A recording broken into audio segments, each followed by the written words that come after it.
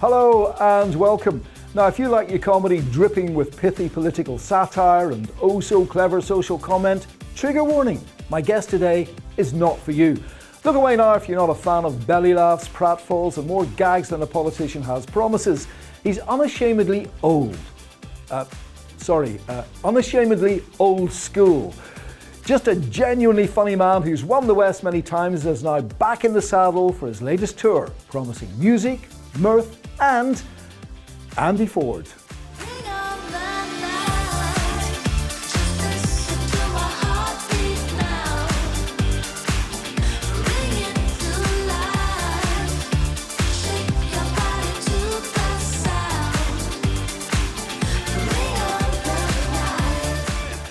I was in the art gallery and there was a bloke standing next to us saying, miserable, he said, I suppose they call this modern art, do they? I think it's disgusting.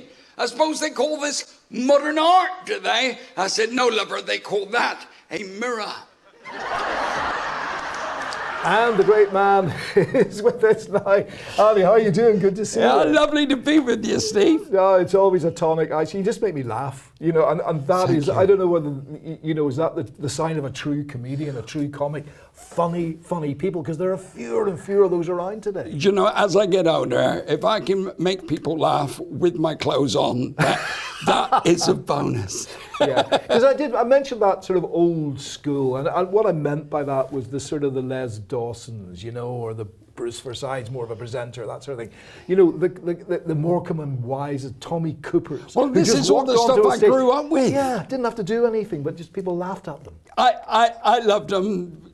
Brilliantly technical, fabulous comedians. And I suppose you could say, because my comedy isn't, I don't do satire and politics and that sort of thing, really. I don't swear on stage. Yeah. So you could say my comedy's got a nostalgic feel, but in a modern setting. I like to think, particularly in panto and stuff, the gags are relevant and current and of the culture of the day. So it's just that, I suppose you do what you love, and I loved Eric and Ernie and Tommy Cooper, and that's the stuff I grew up with. Well, you've been learning since the grand old age of 12. I think you got. I did my first. Was that your gig. First professional gig? I'll tell you what happened. Yeah. Right. So my dad was a postman. Yeah. And in Exeter on Christmas Eve, all the postmen would go to this social club at Alphington in Exeter and have a drink, because there's only one delivery on a Christmas Eve, and they'd have a little drink because they had a couple of days off. And one of the postmen played guitar. He was called Les Chadwick. He was fantastic. Reminded me of Lonnie Donegan a lot. Anyway, so my parents had got me, my uncle had got me a banjo, and my dad had taught me all the old songs. So they said, bring Andrew down and let him sing along with Les. And Dad said, do you want to do it? Yeah, we didn't drive, so his mate pulled up in a car, took me to... Anyway, I only knew a few chords, but I sang some of the songs I knew, and I sang along with wonderful Les, and all the postmen loved it. And there was a guy from the club watching it and said, do you want to do a show in the club tonight? Yeah. And I got paid £3 on the 24th of December 1969, the year my wife was born, by the way. That's how old I am. Yeah. And that was my first gig, and from then I started doing loads and loads of gigs, and eventually I became a singer in a dance band, because I grew up with singing in the family, and my grandparents, my granny Mogford loved to sing, and my granny Willis sang as well. My dad he was a pub singer. So I grew up with all that. I entered talent contests with my cousin Stephen, who went on to be a detective. And we had a great name, the Junior Cousins. I rock and roll this out. Yeah. So I did all that singing, joined a dance band, joined a bigger dance band, formed my own dance band eventually, and then if someone broke a string, I'd fill in with a gag. Yeah. And eventually the comedy took over, realised I was doing most of the work myself, went solo. Yeah.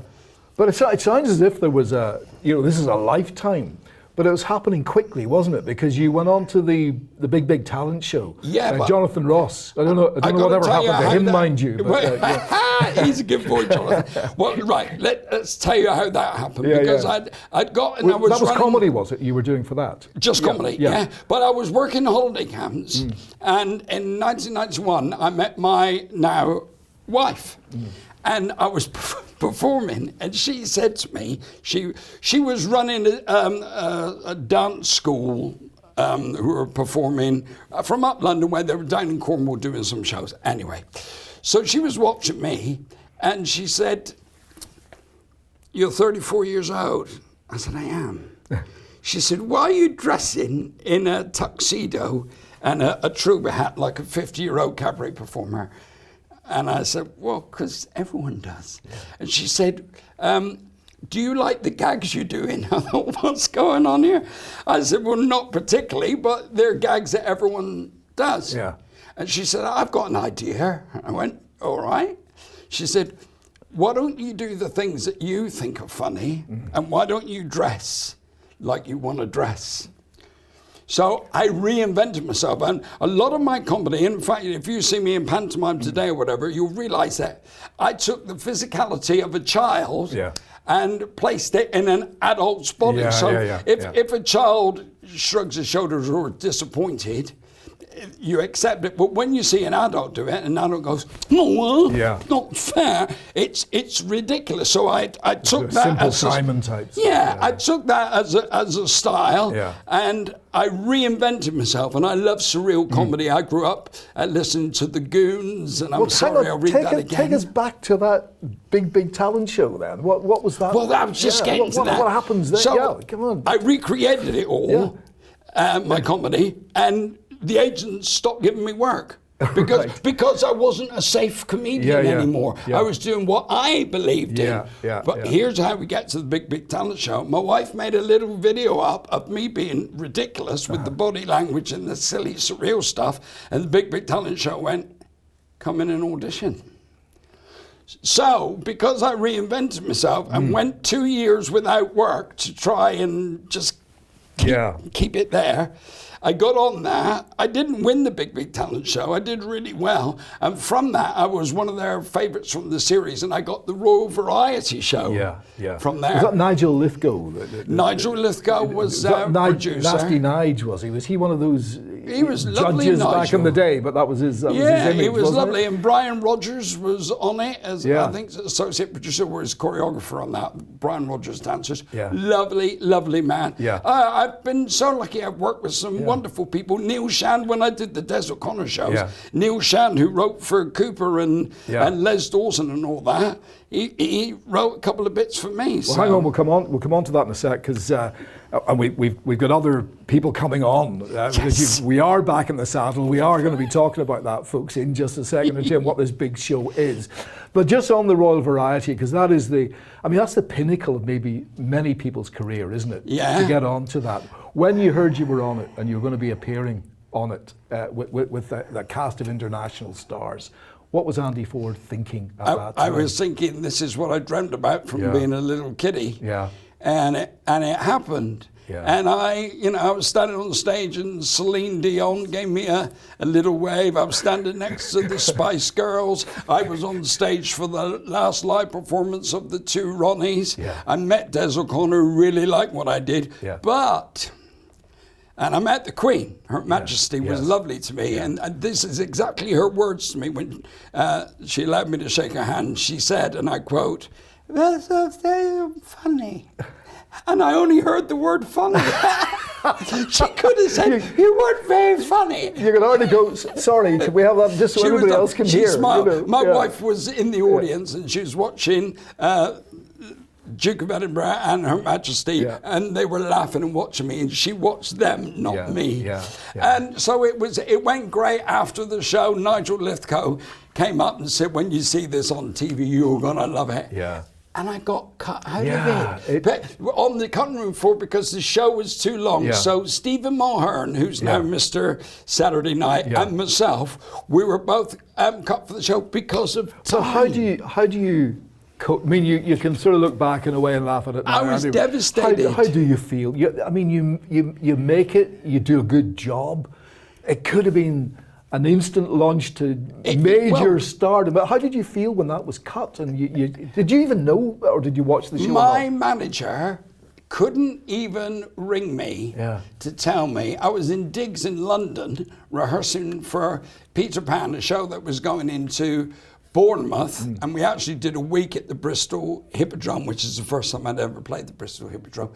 He couldn't even ring me. My wife rang me, and she was crying, and I thought, what is going on? And she told me I was devastated. As we were driving back from somewhere, Joe Pasquale, who was also on the show, rang me 6 times on my mobile phone, and Shell would say, he's driving, Joe. I just want to know he's all right. Is he all right? He'll get through it. Jimmy Cricket wrote me a lovely letter saying, you're a great comic. My family loves you. You'll come back for it. Anyway, so when we were in Bournemouth, I wanted to walk into the ocean and keep walking. I was really devastated. Never show it when I'm on stage. This was a real down, was it? It was one of the worst things that ever happened in my life. Yeah. And then someone brought a newspaper in, and Bob Monkhouse was talking about me in The Sun and saying what a good future of comedy I was. And then Des O'Connor was on Steve Wright in the Afternoon saying, Andy Ford's great, I'm going to have him on the show. Nothing happened for a while, but eventually Des had me on the show and back on the show. So from the lowest of the low, you just keep believing and you keep doing it. Isn't it funny that sometimes something like that will happen and actually it's got a better effect in the end? I mean, more people are talking to you perhaps than, I don't know, otherwise might have. You know, it's good came out of it. Wonderful saying that my wife told me is to wish for the best possible outcome. And then if something that you want to happen doesn't happen, it could still be the best possible outcome. Because if you'd have got what you thought you wanted, you'd have missed out on what's coming around the corner. So it takes the pressure off. I was gutted, but within a year I was on stage in Blackpool for summer season. I was on the Des O'Connor show, and it all did that again. Not once, twice. It's always nice to be invited back, actually, isn't it? Some of those shows. I think I did 2 Des O'Connor Tonights, which was his prime show with Ben Elton, Cliff Richard, and that Shania launched so many people, didn't it? It was fantastic. And then I did Des and Mel, did about 4 shows for Des and Mel.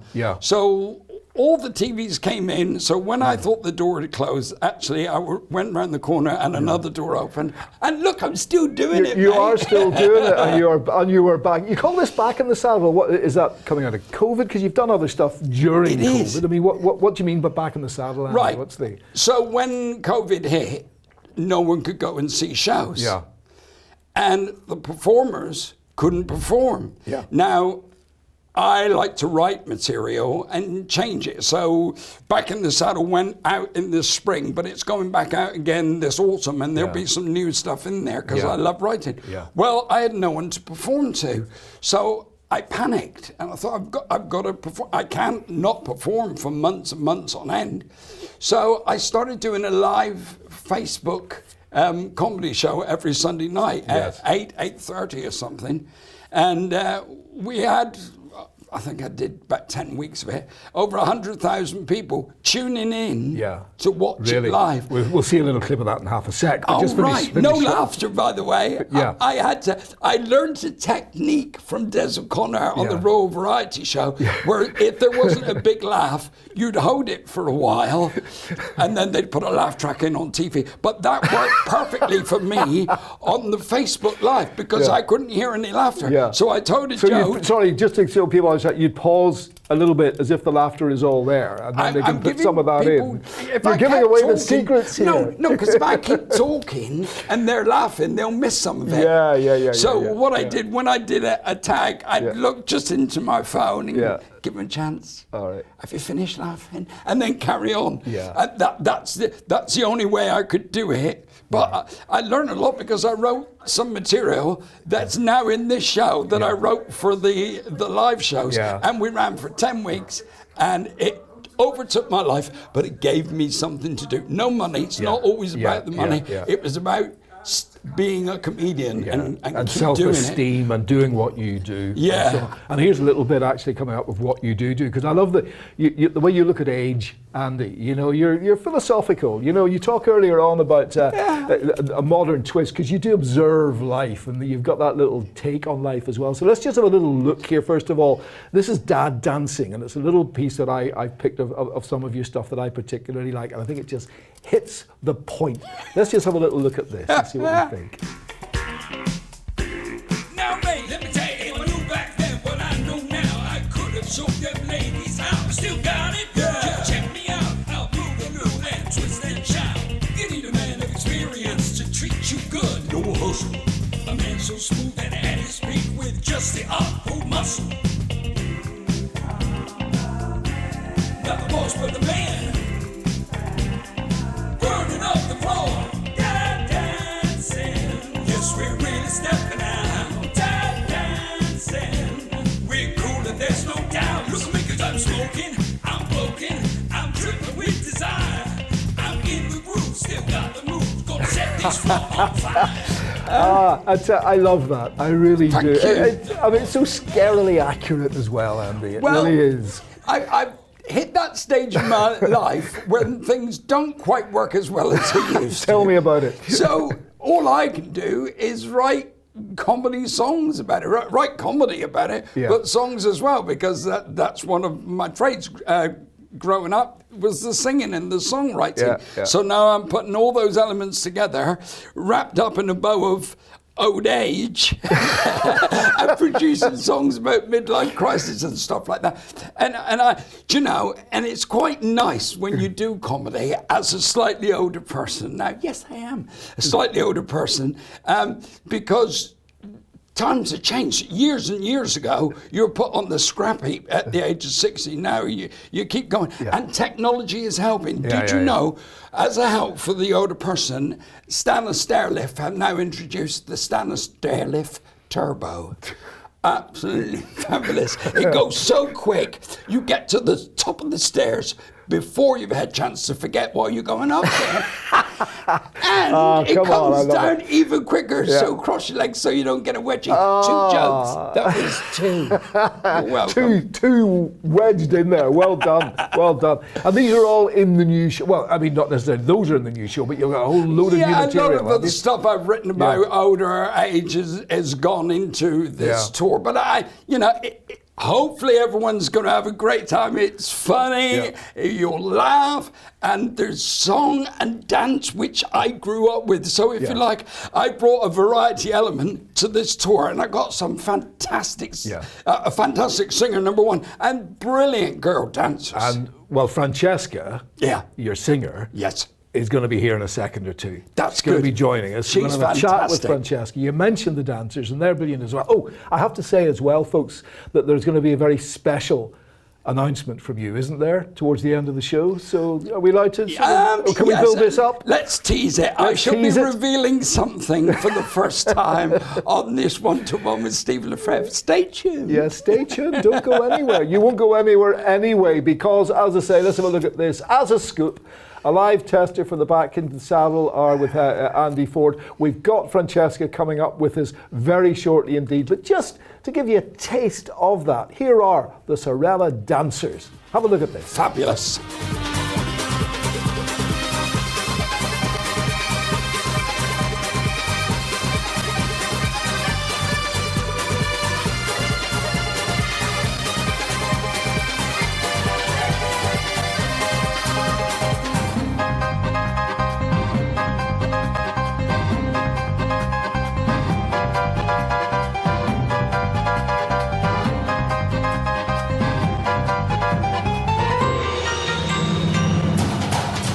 Yeah, there we are, the Sorella Dancers. You'll be seeing a bit more of them live in the studio in just a second or two, as indeed you will Francesca Carly, who joins us now. Hi. On the high still, welcome. Thank you. Thank you for having are you looking me. forward to the big tour with Andy? I am. Yes, I am. I'm really excited, Yeah, and what's he like to work with? I mean, you tell us the truth here, Francesca. Careful now, girl. He's a bundle of joy to work with. He's so funny. Yeah. Really funny. Stop it, a bit more. So much banter between the two of us. And how did you link up with Andy in the first place? Oh my goodness me. So my dad, Yeah. bless him, he is a good fan of Andy, and I used to go with him to watch his tours, and I actually knew Andy through my dad. So that's how I got to Your know dad Andy. sounds like a bit of a character to me, Oh, he is. Francesca. You He's know, I mean, funny. I've known you for 10 minutes, but you know, I know the entire family history now. But your dad, you graduated from the Bristol Institute of Performing Arts, Yes. as did your dad He 3 did. years ago, in the same class, the same year. Yes, in the same How class. does that work? And what was that Brilliant. like? Obviously, it's a bit of a surprise.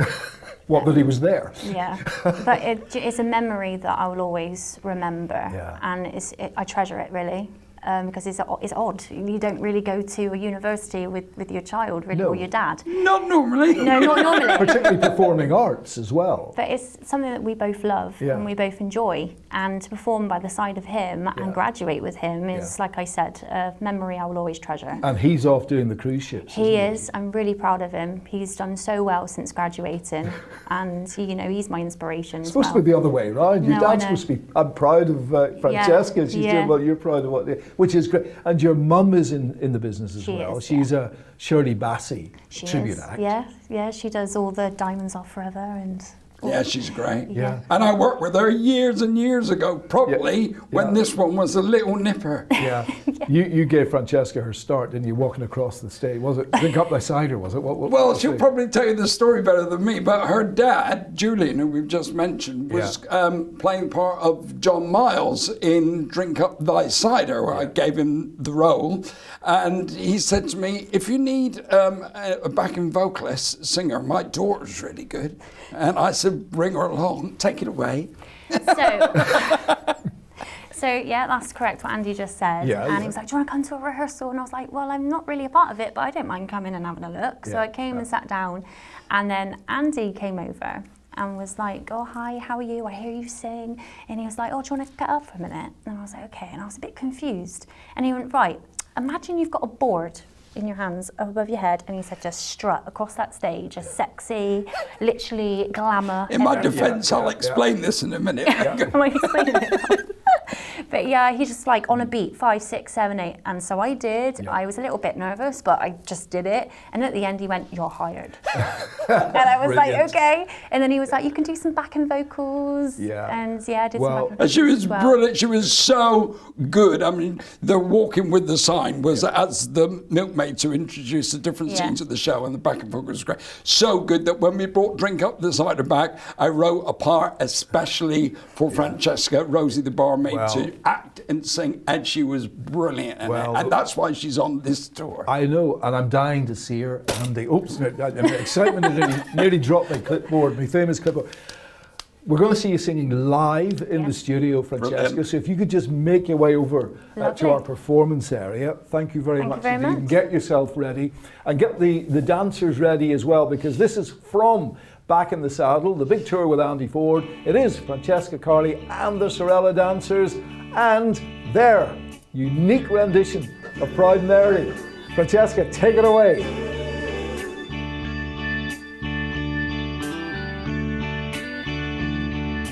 Left a good job in the city, working for the man every night and day. But I never lost 1 minute of sleeping, worrying about the way that things might have been. Big wheels keep on turning, proud Mary keep on burning, and we're rolling, rolling, yeah, rolling on the river. I cleaned a lot of planes in Memphis. I pumped a lot of tang down in New Orleans, but I never lost 1 minute of sleeping, worrying about the way that things might have been. Big wheels keep on turning, proud Mary keep on burning,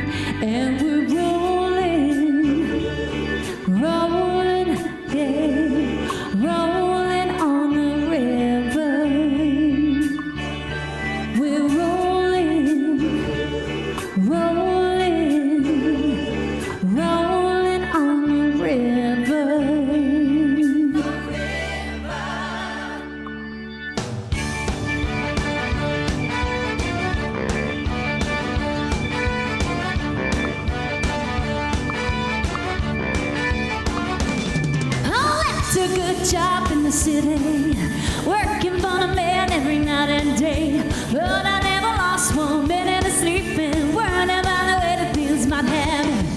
Big wheels keep on turning, brown berry keep on burning, and we're rolling, rolling, rolling on the river. We're rolling, rolling, rolling on the river.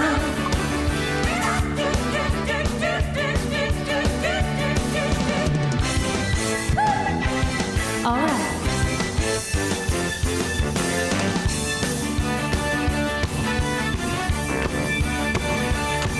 I cleaned a lot of planes in Memphis. I pumped a lot of tank down in New Orleans. But I never saw the good side of the city till I hitched a ride on the river road. Big wheels keep on turning, brown berry keep on burning, and we're rolling, rolling, rolling on the river. We're rolling, rolling, rolling on the river.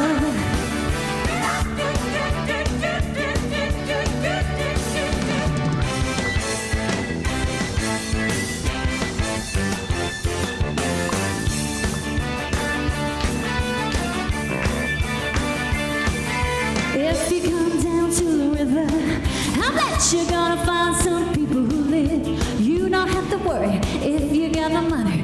People on the river are happy to give. Big wheels keep on turning, brown berry keep on burning, and we're rolling, rolling, rolling on the river. We're rolling, rolling, rolling on the river.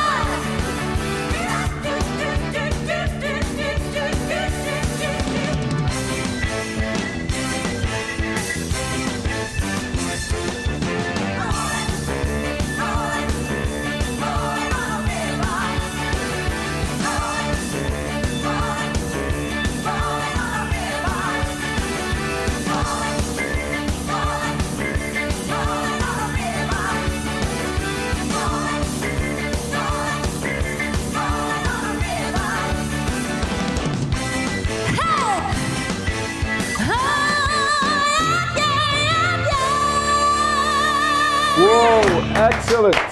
Well done, Francesca. Brilliant, Fran. Absolutely brilliant. Did she do you proud? Oh, she's wonderful. Mary. I mean, she's such an asset to this show. I mean, and so are our wonderful dancers. Just fantastic. Brilliant girls. Yeah, I know. And when you've got this, you with your high energy, you've got the dancers, the singers. I mean, that's what it's all about, isn't it? You haven't got time to breathe when you're watching these shows. You're just immersed. It's just the high energy. I just isn't it, want the to whole give thing? people value for money, and I want to give people a really good night. I want you to laugh. I want you to sing. I want you to look at the spectacle and walk away thinking, what a night that was. Yeah. Do you know something? We've got through an entire sort of, I don't know how long we've been chatting, Andy, but we haven't mentioned Panto yet.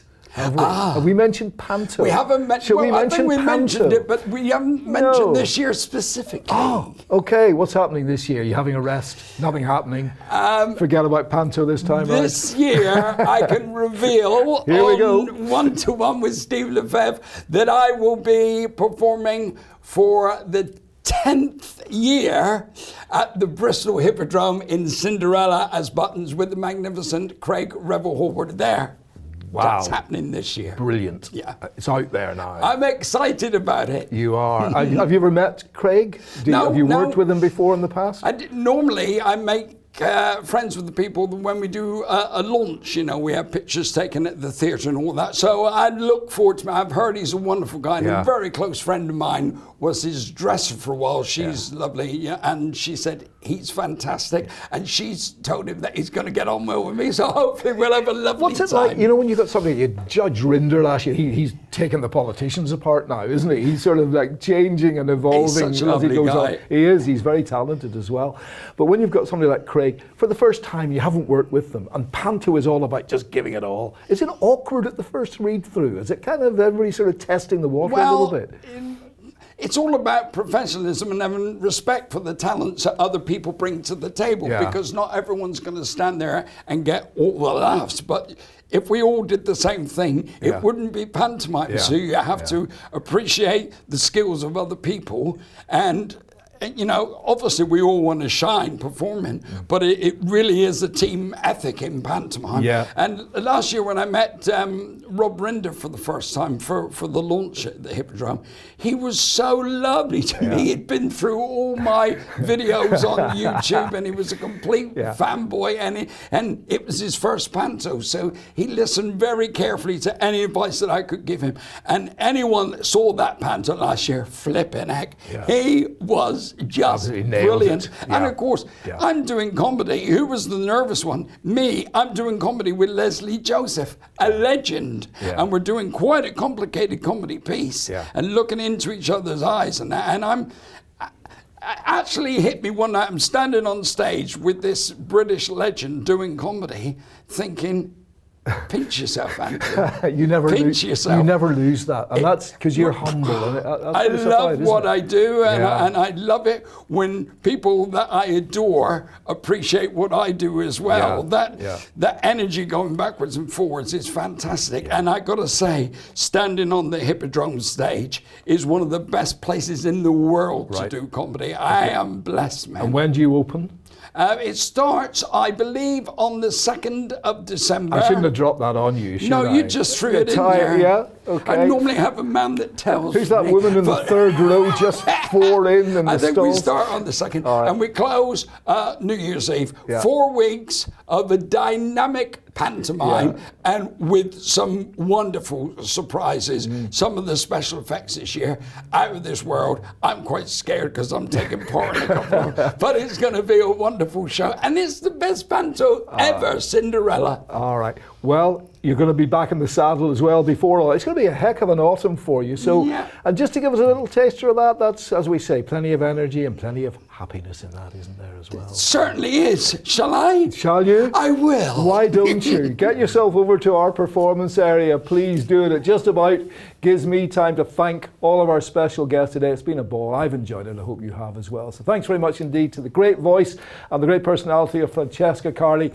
to the Sorella Dancers, who were doing well in the confines of our studio here as well. And of course, the magnificent Andy Ford, who wherever he goes, he has that little sprinkle. Oh no, it's not a little sprinkle, it's a massive dose of happiness. Off you go, Andy. Bring me sunshine in your smile. Bring me laughter all the while. In this world where we live, there should be more happiness. Happiness, the greatest gift that I possess. I thank the Lord that I've been blessed with more than my share of happiness. If you know what happiness is to you, because I'm happy. Clap along if you feel like that's what you want. I know a fat old policeman, he's always on our street. A fat and jolly red-faced man, he really is a treat. He's too kind for a policeman, he's never known to frown. And everybody says he is the happiest man in town.